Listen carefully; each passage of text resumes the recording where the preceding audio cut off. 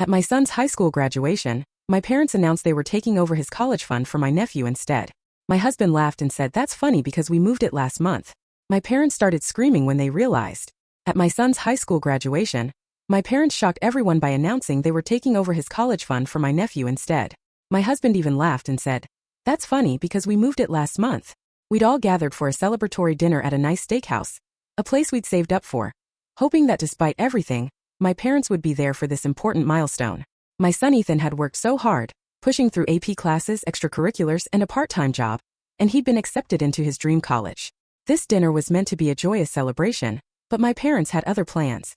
Right after the waiter set down our drinks, my mom picked up her glass, gave it a little tap with her fork, and with a self-satisfied grin announced, "We have an announcement. We've decided that Ethan's college fund will go to his cousin Jason instead. He needs it more." For a moment there was complete silence. I froze.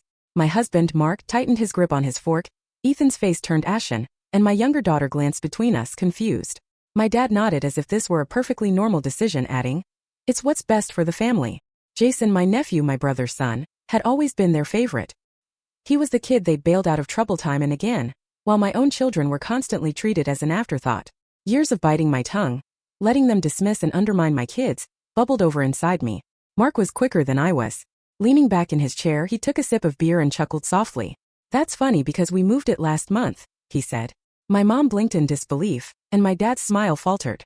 When my mom's voice sharpened with anger, Mark added with a grin, "Yeah, we saw this coming, so we transferred Ethan's college fund out of your reach weeks ago." Then everything exploded. My mother's face flushed bright red. I thought she might even pass out. "You had no right," she shrieked. My father slammed his hand on the table, rattling the silverware. "You can't do that. That money was meant for family." I finally found my voice. "Ethan is family and that fund is his.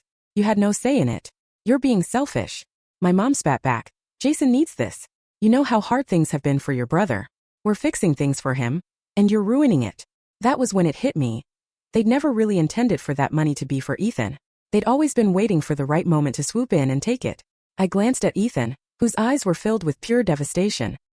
He'd grown up knowing his grandparents never favored him, but now this was clear proof that, in their eyes, he didn't even matter.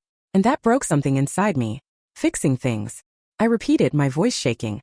"You mean like the time Jason stole from us? Or when he got arrested and you paid off his charges? Or when he wrecked my brother's car and you bought him a new one?" My dad growled. "That's not the same. Jason has been struggling. Your brother is a single father doing his best, and I'm a mother doing mine." I shot back. "And you just told my son, on one of the most important days of his life, that his future doesn't matter, that you're stealing his chance at the life he worked so hard for." My mom scoffed. "Oh please, Ethan can take out loans like everyone else." That was the moment I knew there was no coming back from this. Ethan jumped up so quickly his chair scraped against the floor. His voice, though trembling, rang out strong. "You know what? I don't need anything from you. I don't need your money, and I definitely don't need you in my life." Mark stood as well, placing a steady hand on Ethan's shoulder. "Let him go," he said calmly. "We don't owe them another second of our time." I rose too. "This is your last chance," I told my parents. "You've shown us time and again who you really are. Today, you made it clear that we will never forget it." And with that we walked out. They screamed after us, calling us ungrateful and saying we were tearing the family apart. But as I looked at Ethan, his head held high despite the hurt in his eyes, I knew we had done the right thing. I had no idea just how far my parents would go to try to get that money back. At first, it was just relentless phone calls, endless furious voicemails from my mom accusing us of betraying the family, and my dad leaving gruff, angry messages like, "You'll regret this." Even my brother, who'd stayed out of the argument that night, sent a terse text 2 days later. "I don't know what's going on, but Jason needs that money more than Ethan does. You're being selfish." No discussion, just that one sentence. I didn't reply. Then real trouble began. A week after dinner, while I was in the kitchen, Mark answered a phone call from our bank. "Excuse me, what withdrawal?" he said. I froze as my stomach dropped. The call lasted only another minute or two, but when Mark hung up, his face was a mask of anger. The bank had received a call.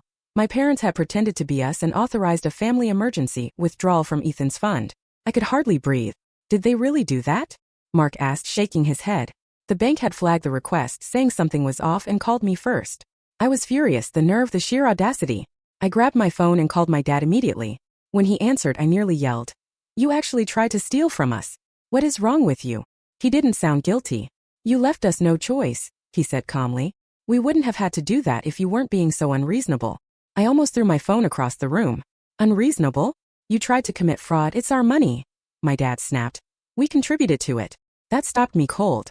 My mom's voice cut in. You think you did all this on your own? You think we never put anything into that fund? I clenched my fists. You never gave a cent to Ethan's fund. You're remembering wrong. My dad replied smoothly. And if we took this to court, I guarantee they'd agree we have a right to it. My blood ran cold. Mark stepped closer. They wouldn't, he said. They don't have a leg to stand on. But I wasn't so sure.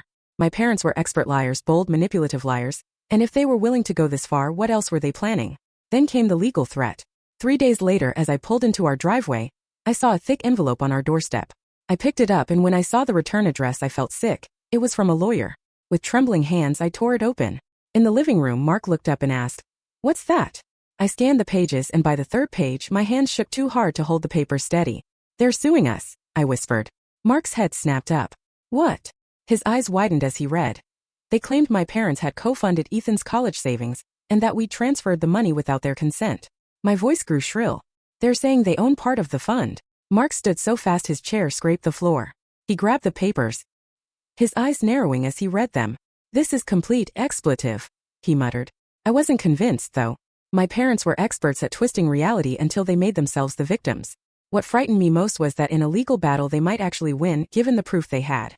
Over the next few days, we scrambled to gather every document, bank statements, transfer records, every deposit ever made into that account. Then, at our next meeting with our lawyer, my parents dropped their bombshell. They produced a receipt from over a decade ago. A one-time deposit of $2,000 into the fund when Ethan was just a baby. They sat there smugly, and their lawyer argued that because they contributed even a little, they had the right to contest where the money goes. $2000? I nearly laughed. You really think that gives you control over the entire fund? My mom smiled sweetly. It was a contribution. Without it, you wouldn't have saved as much as you did. I felt my blood boil. Mark, thankfully calmer, said, "Let me get this straight. You believe that just because you made a one-time gift over a decade ago, you now get to decide who the money goes to?" My dad nodded. Exactly. I wanted to scream. In the end, the court ruled that while my parents had no control over the fund, their $2,000 had to be returned to them with interest. It was a small win. They couldn't touch the fund, but it still felt like a loss. The message was clear. My parents were willing to do anything to punish us for saying no, and they weren't done yet. Not even 2 weeks after the court ruling, Mark walked into the house with a pale face. "They reported us," he said quietly. I blinked. "What?" "To the IRS, he explained. "They're claiming we committed tax fraud." I stopped breathing. They alleged we'd been hiding money and misreporting funds for years. I clutched the edge of the counter. "This is insane." Mark nodded grimly. "Yeah, and now we're under investigation." At that moment, I knew this wasn't just about money, it was war. My parents were out to destroy us, and if they wanted to fight, they were about to get one. I thought the lawsuit was the worst part, that losing a chunk of money to my greedy, self-righteous parents was as bad as it could get. I was wrong. When the IRS showed up at our door, I realized they weren't just trying to take the money. They were trying to ruin our lives. The investigation started with a formal letter stating that our finances were under review for suspected tax discrepancies. Mark read it, exhaled sharply, and handed it to me. I scanned it with trembling hands. "This can't be real," I whispered. "Oh, it's real," Mark muttered.